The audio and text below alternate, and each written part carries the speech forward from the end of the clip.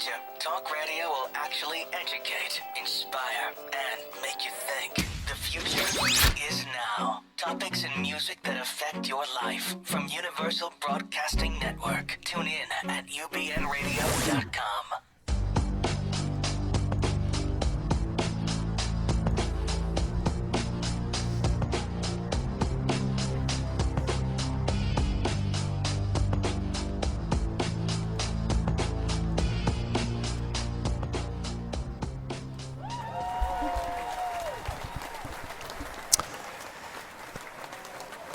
And greetings and salutations, everyone. You have tuned in to, once again, Dr. Judy, WTF, which is What the Freud, here at UBN Radio Network. And we so thank you for tuning in. You can watch us live at ubnradio.com and on YouTube on our own channel, which is Dr. Judy, WTF. And I'm your host, Walt Lusk, and we have in studio, once again, Dr. Judy, founder of Dr. Judy, WTF, and the Psychological Healing Center. And this is a call-in show. We're going to special at least one call-in today. We are going to do a show on sibling triangulation, torture by triangulation. So what does all that mean? Well, stay tuned. And you can tune into iTunes, Google Play, Stitcher, iHeartRadio, and TuneIn. And you can find us, of course, at YouTube. So our number is area code in here in the United States, area code 323-843-2826, 323-843-2826, and internationally, it's UBN Radio number 2. So thanks so much for watching, sharing, liking, subscribing, and participating and commenting. And we're going to do a Shrink a Song later, a very popular song by... Night Ranger. Night Ranger. Yes. We had a couple we were picking on. Yes, okay. very relevant to the topic. Yes. At least viewed through a mind map perspective. And so I want to introduce a little bit of the mind map to those of you who are tuning in for the first time. The mind map is a system of healing through which I see the complete layout of symptoms that are manifestations of a system gone wrong. So what do I mean by that? Whenever people are suffering from anxiety or depression, or they defend by using drugs, sex, rock and roll, as I like to call it, it's because something got disconnected at a causal level. And whenever there's a human disconnect, there's going to be pain. And whenever there's pain, people are going to have reactions and they're going to defend. And eventually those defenses, if they're not healthy, will start breaking down. And then there will be a bunch of explosions and implosions, and that's not where you want to go. So if you don't mind, Walt, putting up the mind maps, I can explain a little bit. And then those of you that are listening, it's at www.drjudywtf.com. Thank you. It's there. Okay, so the mind map is a system that I created to originally heal global disconnect, the macro project that I will come back to at some point in my life. Decided to focus on the micro because if we're not well on a micro level, we cannot be well on a macro level. And so this system of healing is really tracing wounds of childhood, how they embed in us, how they encode in us, and then how they create chaos, defenses, and breakdowns. So the top third of the mind map represents the past, wounds of the past, and I'm going to go over this so people will understand that there are 5 wounds of childhood. There's physical, sexual, emotional abuse, and then there's smothering, and then there is spoiling, smothering, and then there's neglect. So we are all wounded on some level. We end up with what I call a hole in the soul. Hole in the souls are sometimes big, sometimes medium, sometimes large, but each one of us feels it in our own individual way. And as a result of this hole in the soul, we tend to want to fill it. And when we fill it, we oftentimes pick things that are not particularly healthy for us and break us down even further. So you can see that the wounds of childhood create bad reactions like depression, anxiety, shutting down. In extreme cases, we talked about splitting last time, Walt. We did which narcissistic is- splitting. Yes, and splitting is also on an extreme end. It can represent psychosis, where people do not want to be there anymore, so they leave. They leave psychologically, and they split off from reality. You know, they mentally and physically check out. Right, and that would be in the case of extreme child abuse, sexual abuse, those kinds of cases. So at the end of the part one of the encoding of the first few years of life, we end up with what I refer to as a negative core belief. Core belief like I'm not good enough, I'm stupid, I'm not wanted, I'm not lovable, nothing that I do matters, on and on and on. So anyway, we're going to keep tracking the system, and as you guys call in, we're going to source it. Wonderful. Hey, we're going to source the mind map. Thanks for calling. You're on the couch with Dr. Judy and Walt. Hi, Dr. Judy and Walt. How are you guys tonight? We're doing great. Who's this, please? This is Victoria Balla from South Euclid, Ohio. How you doing? Nice to talk to you. I'm doing good. Nice to hear you. Thank This you. Is, You can turn your radio and computer down now because you're live on the radio. okay, I got it. Thank you. Oh, this is an honor. Thank you. Well, we're happy to mind map whatever you're calling about. And remember that the theme of tonight is family systems gone wrong, triangulation. So, and thank you for calling in. I think we have talked, or at least we've communicated, haven't we? Your name sounds very familiar to me. Yes, ma'am, we have. I think the one point that you might be remembering is about your grandson and making the mind map a child's book. I would love, and thank you for the idea. I'm actually thinking of including my grandson in a video that I'm just creating and editing for all of those out there. Know that we are in post-production right now, and there will be a video out. It'll be titled something like the 9-panel mind map journey to healing, hosted by me, and I think I'd like to have my grandson's take on the mind map. We did a really, Judy, at the end of the last show last week, did a really, from her 4-year-old grandson's perspective, the 9 panels. It was priceless. So yeah. It was. Maybe in the Magic School Bus theme. I don't know. I was just kind of imagining. But, I mean, I'm looking on my YouTube page here, and it's talking about family manipulation and sibling rivalry. And I thought, this is where it touches me because I'm kind of becoming aware of the dynamics. I ended up living 3 houses down from my dad and 7 from my brother, actually. Okay, so what was the disconnect? There goes the neighborhood.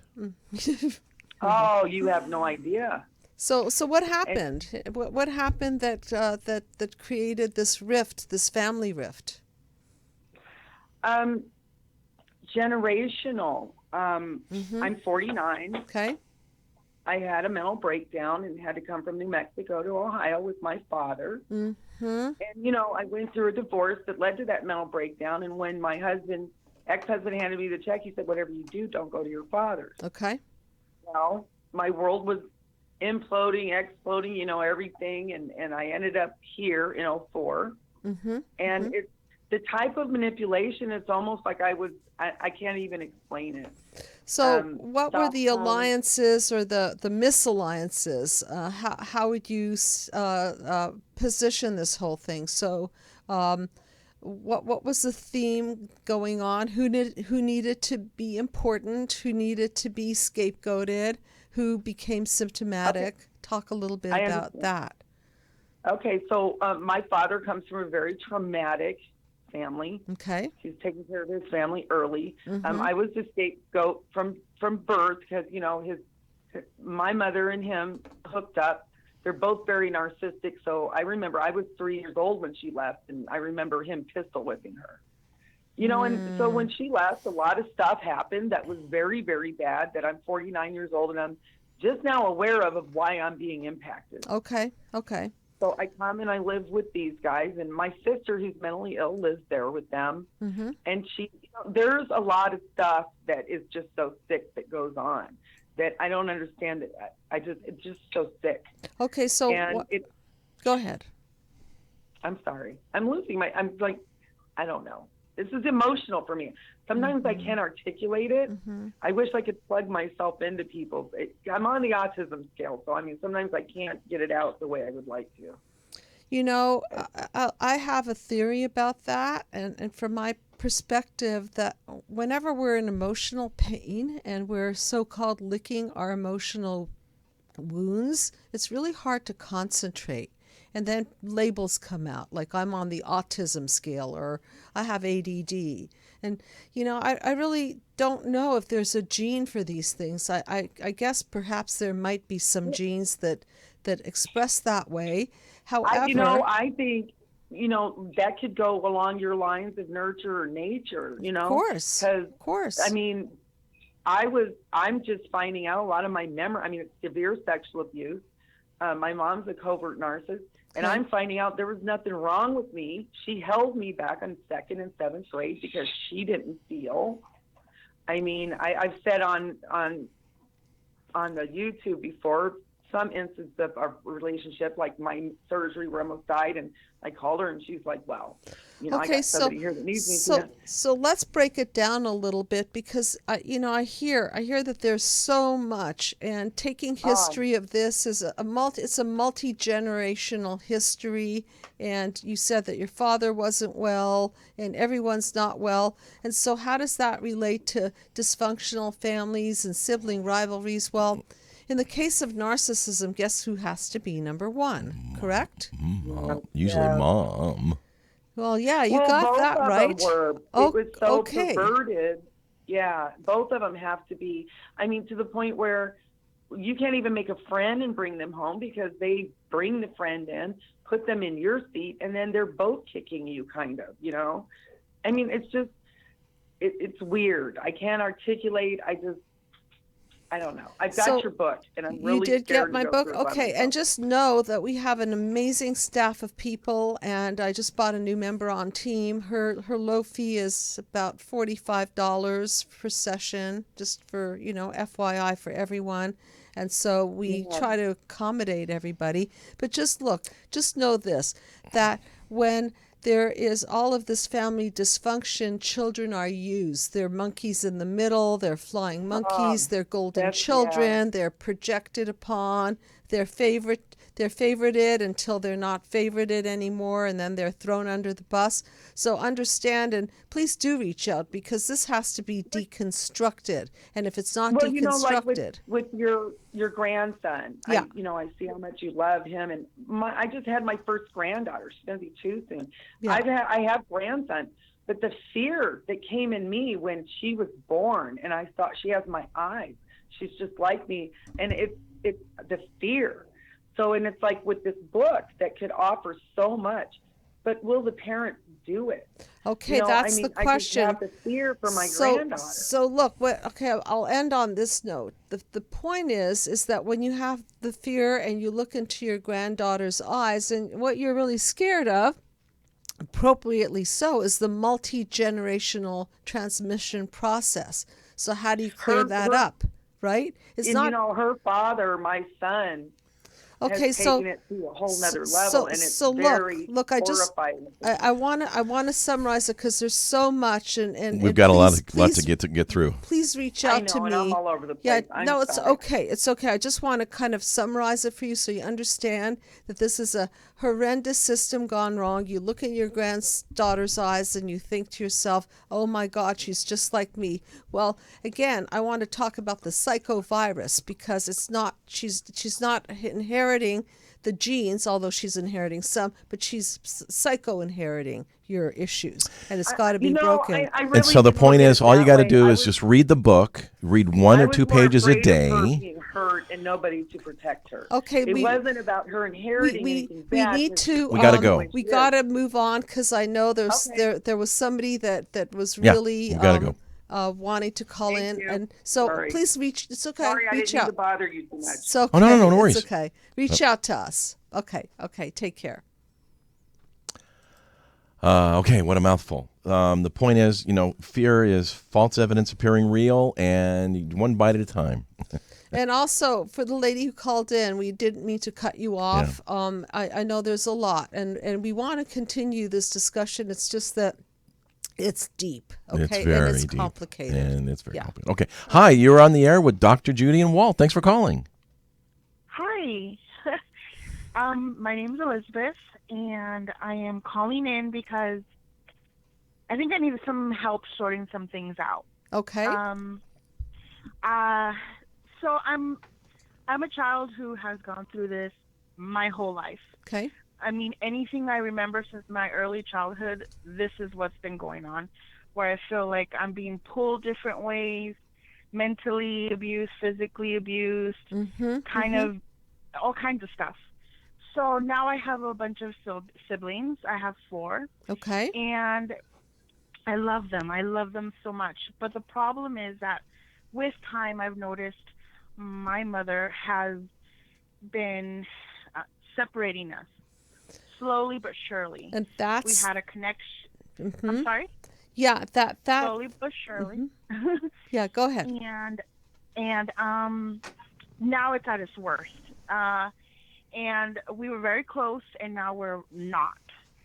And my problem recently is that I have gone to this safe place, I guess you could say, where I just separate myself, because nothing, no matter how much I try to resolve issues, no matter what I try to do, nothing works. So the best thing for me and my children is to just step away and kind of love from afar, Okay. if you will. Yep. And now my siblings are kind of resenting me. And she tells them, hey, you know, she's doing this on purpose. She wants to affect us. Now they're kind of, I almost want to feel like they're starting to hate me. Okay, so let's look at it through the lens of the mind map and understand when systems go that wrong and siblings are alienating each other from each other. Guess who the cause is? It's who creates the consciousness of separation here. Do you think that you were all born to naturally be enemies? I was definitely, I think with time, yes. Especially, I think, when she started noticing that me and my sisters were getting very close. Okay, so there's the key. There's okay? a rub. There is the key. So understand that when mothers need the attention and they need to have the self-centered, be the center of attention, what they will do is they will pit one child against the other. And so that everyone will start alienating from everyone. And guess what that does to mommy dearest?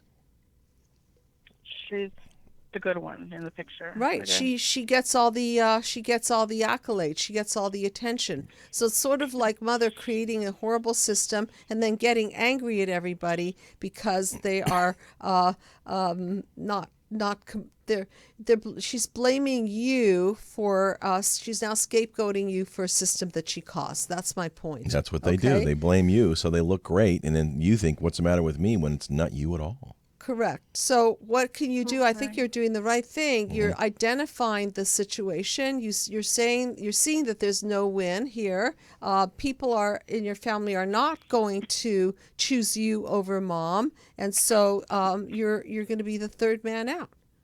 You're going to be the one thrown under the bus. Makes sense?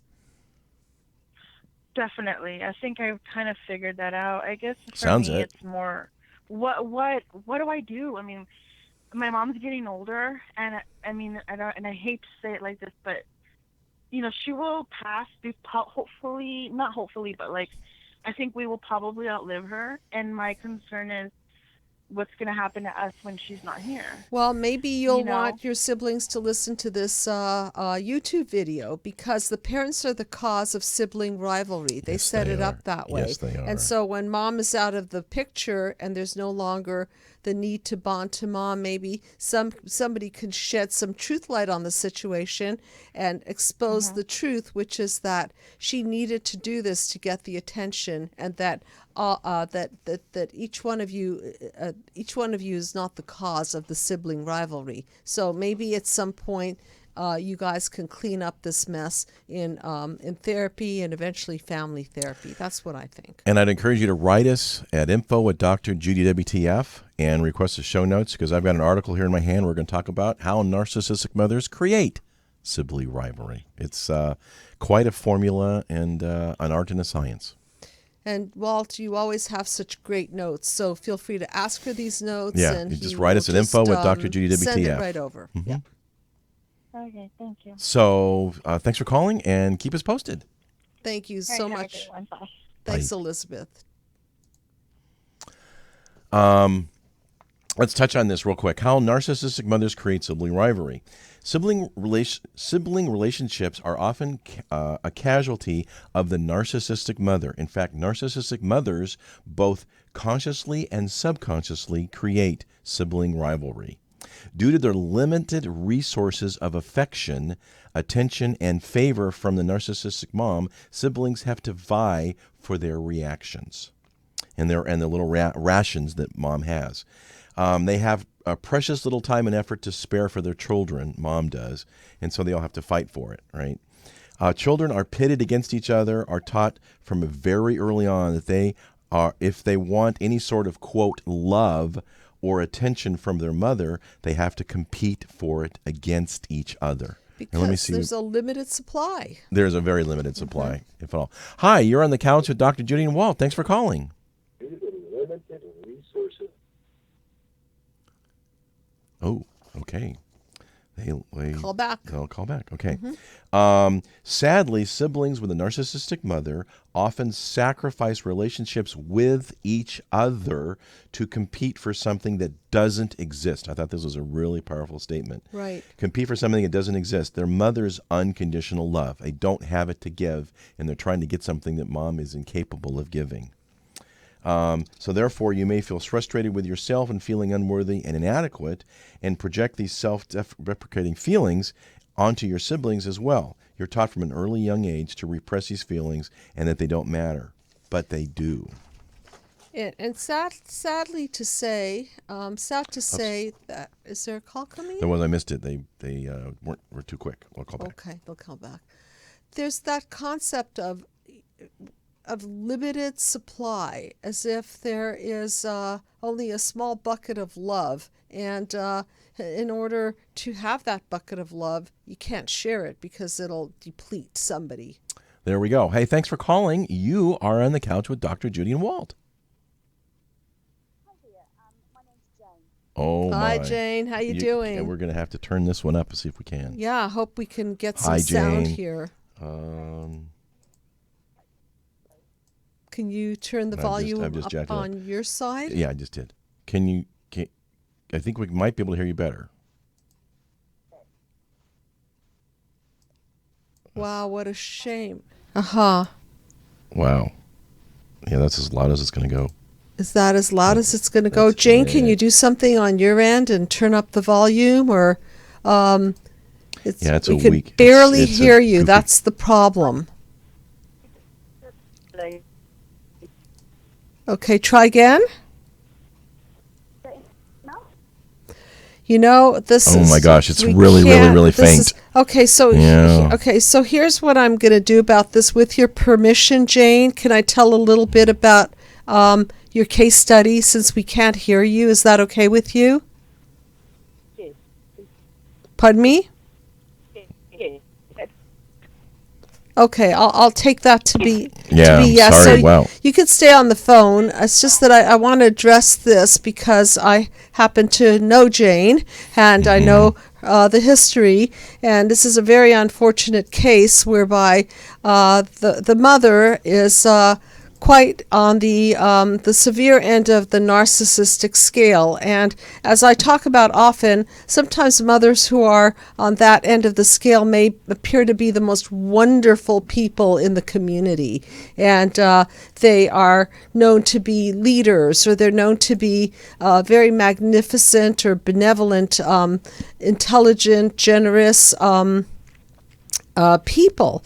The problem is that sometimes these very people are unwell, and they treat their own children quite differently than they do public figures. And in this case, there's a multi-generational problem, and in the case of this multi-generational problem, some of the issues that are involved are, remember I talk about the 5 different abuses. There's plenty of neglect here. There's sexual abuse going on in this family history, and the bottom line is that mom did not protect her children. Mom created very unhealthy ties with her children and favorited the ones, of course, that are going to give her the most attention. And then when something didn't work for her, what she would do is really fire that child, get rid of the child, because that child was no longer serving her. So it created a really, really big rift. And the main point here is the children do not want to break the bond with the mom. So what she did now was she triangulated her other children in to her dynamics, and then the one that didn't comply got kicked to the curb. And that one that got kicked to the curb is now suffering and having to deal with falling from grace, so to speak. So this is how this ugly system works. His mother has to be the queen bee. She dictates her own reality. However she sees her world is the way it is. Whoever's in her world and puffing her and aggrandizing her gets to stay close to her skirts. And if they're not, then, oh well, off with their head. And Jane, can you still hear what I'm saying? Yeah, can you hear me? Oh, I can hear you better. Much better. Yeah. Oh, there we go. Thank you. Super. Well, welcome. Thank you. That was a very good summary. Thank you, Dr. Judy. Okay, you're welcome. So please add to that now that I kind of gave a little bit of the history, add, subtract, however you like it. I think the great tragedy is that, we're all in our 40s now. There were 4 original children in the family because 2 were cousins. We were raised as siblings. And it was kind of like we were all put into a play, and we were given character traits that I wouldn't even say we own really. And those character traits were sort of created for each person. So then we started sort of living up to them. Mine was that I was very jealous, that I was a drama queen, very moody, these sorts of things. Yes. And so this was created, and the whole family was told that story. But what I now realize is that my covert narcissistic mother was deliberately creating a situation where we wouldn't like each other, where we would feel very unsafe with each other. So I really started to be quite scared of my cousins and my brother, their mental health, their issues. And so we just grew very quickly apart, and none of us have a relationship to this day. That's been the great tragedy. And I let that happen. And that's what I feel a bit responsible for that today now, in a way. Okay, and this is the tragedy also, is that you feel responsible for it. And I'm reminding you that the parents are the cause. The parents are the cause, because children by nature and also by fact have to keep the bond with a parent. It's part of our survival mechanism. If as infants we don't make an attempt to keep the bond and we sever the bond, then the worst nightmare fantasy would be that the mother is going to adopt us out, get rid of us, kill us. So we have to keep that bond going at any cost. So it is tragic when children think that it is their fault and they blame and shame themselves. This is a very typical position for children to take, because it's impossible that mother would be off base, or it would be impossible for her not to be great. So better you not be great, or your siblings not be great, but by all means keep her on the throne. So how's she doing on the throne for you? So I've had to go no contact with her because her position in my life became very destructive. I went from golden child to scapegoat overnight, very unsure of what I'd even done to earn that place. she started becoming quite unsafe in my world. So the no contact wasn't something I wanted to do. It became necessary, and I contacted my brother because he's a very in need person, to say, I love you, I'm here, because none of us have a relationship without her. She's like the telephone operator. All communications go through her. The queen bee. We can't possibly have a relationship really without. And so I've had to relearn, well, how can I be in contact with my cousins, my brother, without my mum? And so I contacted him, and was very quick after I lost contact with her. Well, I went no contact with her, that I lost contact with him. He just will not be in communication with me. We went from being in daily contact. He just will not take my calls. I mean, I have no idea what's going on in his life. And I happen to know for a fact that's all her. That's her handiwork, deluxe. Absolutely. Yeah, so now that your eyes are open, his end game is to keep the bond. And if you and he are close, guess what? Mommy Dearest is not going to like that. And so he cannot jeopardize his relationship with your mother, with your mutual mother. And so you're the one that's going to be the odd woman out here. Yep. And it's so sad, because I know how close you guys were, and I know how important he is to you, and how important you are or were to him. And unfortunately, here's the situation: when push comes to shove, guess who the siblings are always going to pick? Oh, yeah. I mean, my mum's a particularly strong personality, like you described her brilliantly, pillar of the community. There isn't one other family. I love your term, enlightened witness. There is no one other member of our family that's an enlightened witness. They have all, much to my horror, accepted my fall from grace. I was the one thrown under the bus. Anything that, dare I say, she did has been put onto me. Everyone's accepted that, or they have allowed that to be the story. And so there, she's up on it. She created the chaos, because she does need the chaos. Definitely. So I actually went on to have 2 more children to another father, and so these sisters are much younger than me. And I very much am concerned about my relationship with them. At the moment, I have a relationship with them. These are the only 2 members of the family left. And I'm quite concerned. I have to sort of say to other people listening that the decision you make is whether or not to inform your siblings whether your mother is a narcissist or not, because you know that they are more invested in their relationship with her. That's right. And her manipulation tactics are so fierce, and she's so brilliant at it, that she will win out in the end. If I try and convince my sisters that our mother's a narcissist, I would lose them, because they couldn't handle seeing her that way. It would be waking them up before they were ready. That's right. You cannot be the one to push her off that pedestal. It will only be through their awareness that they begin to realize that something is off here, and that perfectly wonderful siblings that all used to get along on whatever level are now alienating from each other. So in your case, you know how much pain you've been in, grieving a mother that, as I put it, a mother that you never had, because she was no kind of mother. So what you've been grieving is the wish for a nurturing, connected mother that was just not dealt to you. And so when you miss your mother, it's kind of like missing a fantasy limb, if you will. That limb was never attached to you in the first place, because narcissistically injured parents, they don't attach to their young. They feed off their young, and they feed off their young. They eat their young. Yeah, they do. They do. Right, and as a consequence, all the lifeblood comes out of you, and then you're drained. You're completely depleted, and it's very, very painful to watch your siblings take the mother's side, because it feels like a complete betrayal. So when you look at the situation, just think about how painful it is for you to realize all of this information, and to still wish and wish that things were better, and wish that you can go visit her and have tea with her and so on.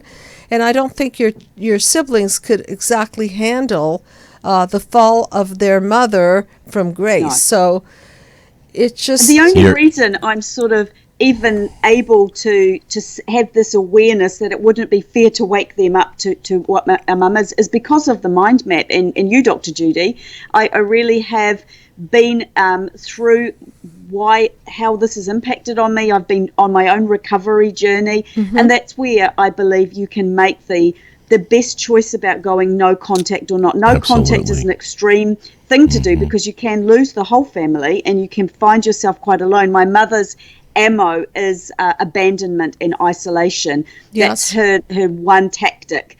Yes. So, because I've been through the mind map and feel myself able to be in my own recovery with my own support network around me, I have the strength to do that. And that's what I would recommend for others. And I really appreciate that. And so you're talking about straightening out your lens of perception, because we talk a lot about the cracked lens of perception. So you're clear-sighted enough to see that it's not your siblings' fault. So why alienate them? Why do that to them? And maybe one day they'll wake up. Maybe one day they won't.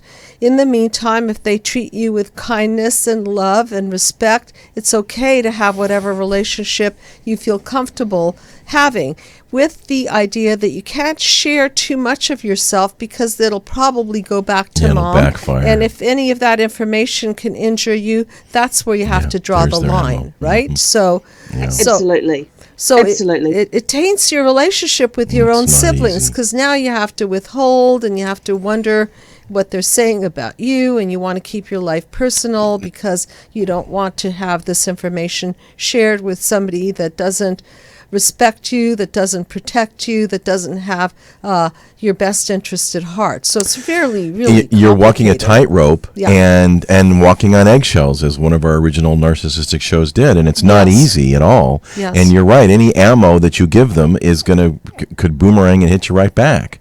And you're in a tough spot. I totally understand. Triangulation, I have read some articles, and maybe we'll get to them next week, because I'm sure we're going to continue this. Okay. Is a standard MO for narcissists is triangulation, because they get the drama, they get the narcissistic supply, they get the control, they're the queen bee. This is one of the main things they play with. And they get to stabilize their ego Absolutely. through playing people and positioning people so that they are strong, but they don't care if the leg falls off of your stool, so to speak. The 3 legs off your stool, that's okay if that blows, but as long as she can pull those legs to stabilize herself and put all the pegs and legs together so that she can stand up. The unfortunate thing is, in that regard, Judy, it's the end justifies the means. That's right. At all cost, and That's that right. doesn't matter who gets hurt and the carnage. It's the end justifies the means. And one of the things that I like to refer to a lot is the concept of curse by design. So we've talked about this, Jane. You're a really powerful, very intelligent human being. Yes, you are. You don't. You are, and you don't need to affiliate with your mother. She's not going to give you anything. On the contrary, she's only going to take, as you now see, because at the end of the journey, are you more than or less than as a result of your mother? And that's an easy answer. Yeah, no, I definitely see I believed I was more than, and I now understand that I was less than, but it's taken the paradigm shift, or part 3 of the mind map, for me to be able to recreate my own personality, if you like. I've actually had to meet myself rather than buy the personality that she had created for me, or made me believe I really had, or presents to the whole family, to my siblings. And I think it's very important now, in hindsight, to anyone that was in my position, to start creating a relationship with your siblings separate from your parent. Try and be aware of not letting communication just go through them. Try and be aware maybe of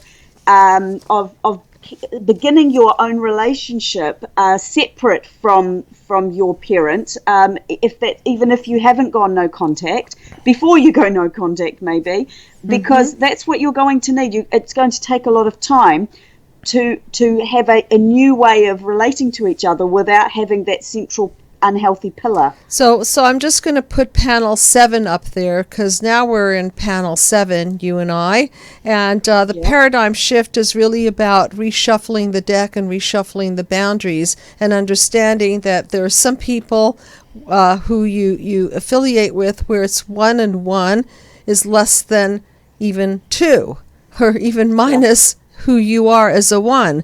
And then there are some relationships where 1 and 1 is at least 2, or maybe even 3. And so in the case of the narcissistic parent, they get to puff and huff and blow themselves up and drain other people, and then you live in the darkness. And the correct thing that you said is to individuate and separate, so you're no longer living into the image that she defined for you. So now the challenge is to understand that there's more in it for you to self-define. There's more in it for you to separate. And most of all, you don't even have to throw your siblings out with the bathwater, because they're innocent bystanders. And maybe one day they'll wake up, and maybe they'll even listen to this video. How's that? And let me give you one tip. We're going to talk about this next week, about ways to heal, and you are so on the right track. Talks about making a yummy list. A yummy list? A yummy list. Yeah. Only you, Walt. What is yummy about you? Okay? Everything about your intelligence, your passions, your hobbies, your interests that twinkle your eye, beautiful qualities and attributes that anyone who is not a narcissist will be sure and cherish about you. You write down and make a yummy list. What is the potent cocktail of qualities that make you extra delicious and extra and incredibly irreplaceable? Because you are. A yummy list. And I just have to add to that, yummy in the sense of this is your yumminess, and not that you're preparing a meal for the narcissist to suck off of. Okay? Not that kind of yumminess. No. So there's Jane, there's so much there about you. Absolutely. And I know that you carry the psychovirus in your head sometimes, and and I told you not to blame and shame yourself, because these people get in your head and they still sit there, because we have I'll bring Carl Jung into the picture, because we have this universal desire for mother. And when we don't have a true mother, a nurturing mother, a mirroring mother, we still have the wish and the desire for mother. Yes. And so we will have the desire to repair with the mother, the biological mother, but just remember that these wishes are these little girl fantasy wishes for a mother that you never had. And then the reality check is, this is what you got dealt. And so now what you do is you take back the pieces that belong to you, you set your boundaries, and you decide who you want in your life and who you don't want in your life, and then you reshuffle the deck on that, and then you welcome yourself back as a spot within which you can connect to you and start growing you without knowing that nobody's going to be feeding off of that. And as Walt said, the people who recognize your gold will be there to applaud your wonderful yumminess, and the people who don't applaud and recognize it don't belong in your panel 7. No, they Very don't. simple. It's your party, not theirs. I love that, but I just want to add as well to the last two callers, is the generational imprint. And I believe it's very important to break the chain and stop this process now. And today I'm the mother of an 11-year-old boy, and for his sake, and I choose to be the kind of mother that I wanted. And it's a choice. It's a daily Absolutely it is. It's a daily meeting of my own lack of mothering, or the mothering I wanted. Yes. And every day I wake up to being responsive to his needs is my main goal, to being empathetic and compassionate. And that is one way. Missing I wanted. Right, that's one way to repair, is that you become the better person this generation. I also want to tell the audience that Walt and I planned this conversation with you, Jane, so if we cut anybody off in a short way, I want to personally apologize. We're going to do this again next week. Because you call in then. because you stayed up way late to call in, and we wanted to make sure that we got you in. And so I was a little scared that the voice wouldn't pick up, but it picked up. I hope everybody can hear. And I so appreciate you sharing about this, and your growth from my perspective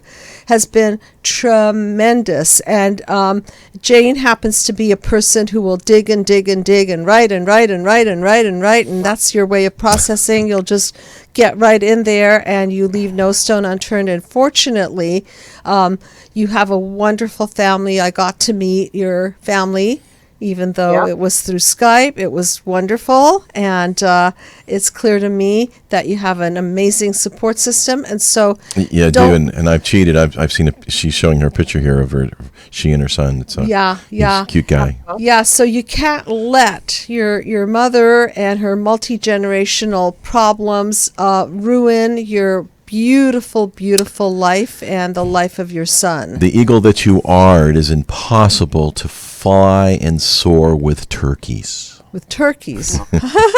Since Thanksgiving's coming along. So Nice. I like, instead of shaming and blaming, I like to use the phrase should. So it's not easy, but don't should on yourself. SHOULD.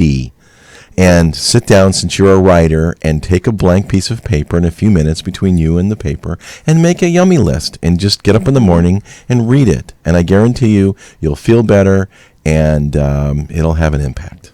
And I believe you hold yourself accountable to that yummy list, because when you've been the child of a narcissistic parent, you become so codependent that you're used to making sure everybody else. I spent my whole life making sure my mum had everything she needed.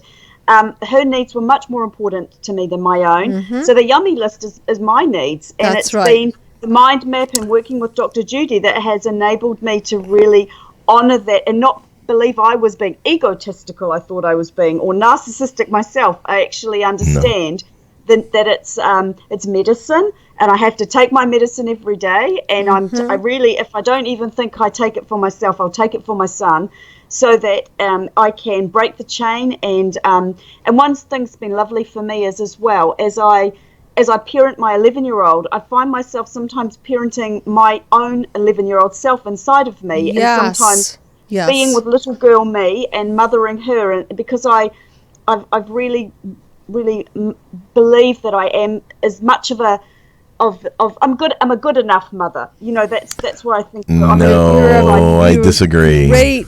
I disagree. I have 2 kids, 2 daughters. Judy's got 2 sons. Take it from 2 parents that have kids in their 20s and 30s.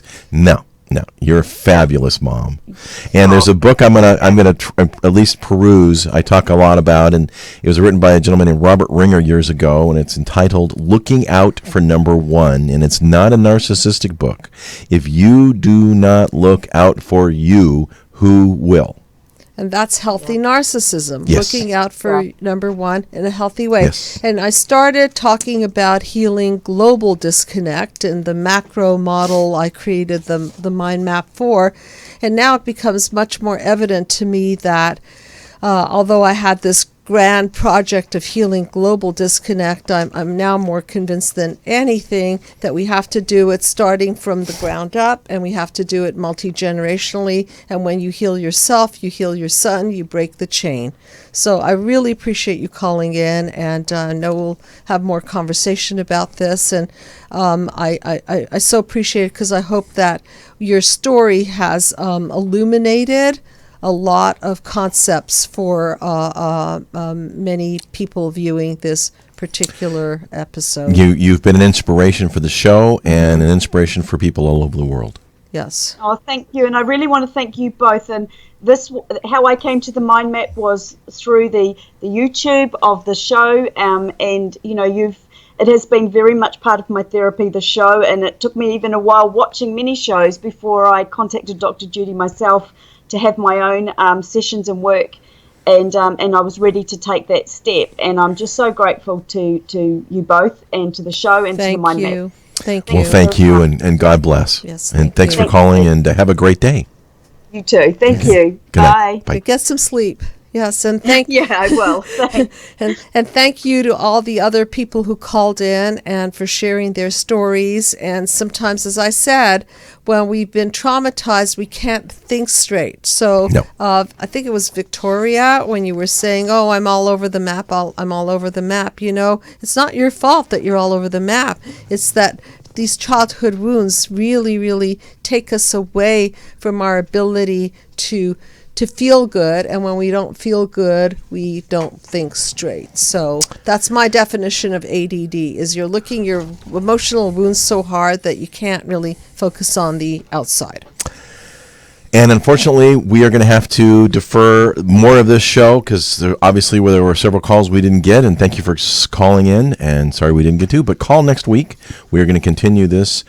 The narcissistic triangulation, I'm calling it a triangulation strangulation myself. Ha ha ha! I like it. Yeah. Very punny, Walt. Very So punny. we're gonna shrink our song, and it's actually by request, and it's by a group called Night Ranger, and is entitled Sister Christian.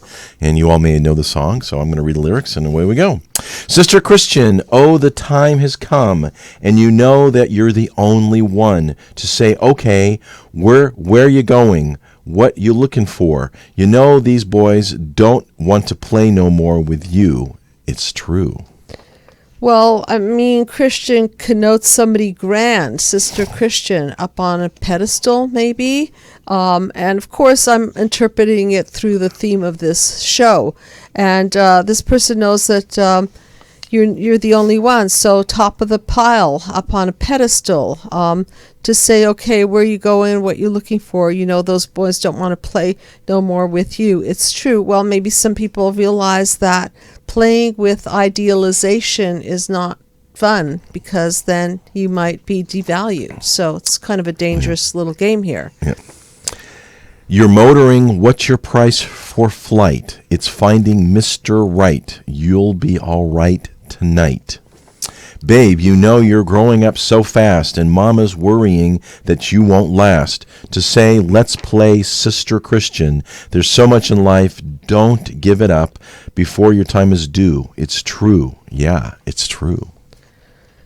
There's so much to life, don't give it up, but we do give it up. We give it up to people who we are afraid to disengage from because we're bonded with them. And so we oftentimes end up being the people to give it up to them.